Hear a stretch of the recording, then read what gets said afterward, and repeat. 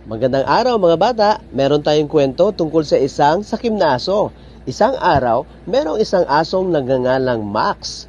Si Max ay naglilibot-libot at naisipan niyang maghanap ng pagkain sa loob ng gubat at nakakita siya ng isang buto.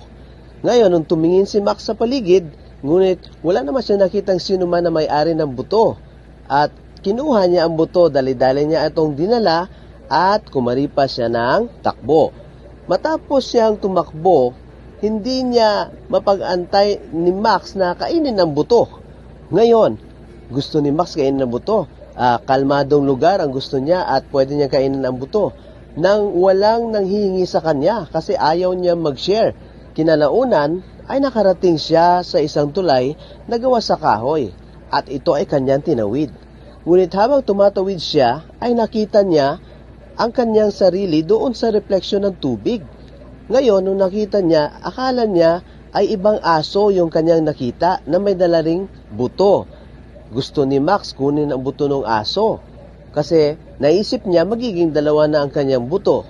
Ngayon, nung tumingin siya ulit sa tubig na nandoon ang kanyang refleksyon, ay nagsimula siyang magbukas na kanyang bibig at tumahol. Ngunit nahulog yung buto doon sa ilalim ng tubig. Ngayon, galit na galit si Max nang mawala ang kanyang buto. At si Max ay sinubukan niyang kunin ngunit hindi na niya makuha.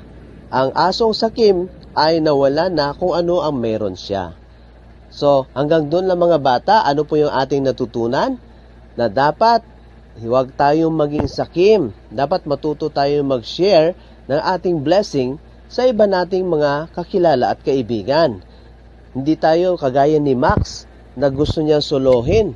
Ang nangyari tuloy, nawala yung kaisa-isang buto na meron siya dahil gusto pa niyang angkinin yung hindi sa kanya.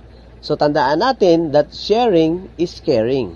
Ang sabi nga ng Bible, ang taong mapagbigay ay binibiyayaan ng Panginoon at siya ay bibigyan ng gantimpala. Hanggang dyan lang tayo mga bata. Hanggang sa muli. Paalam!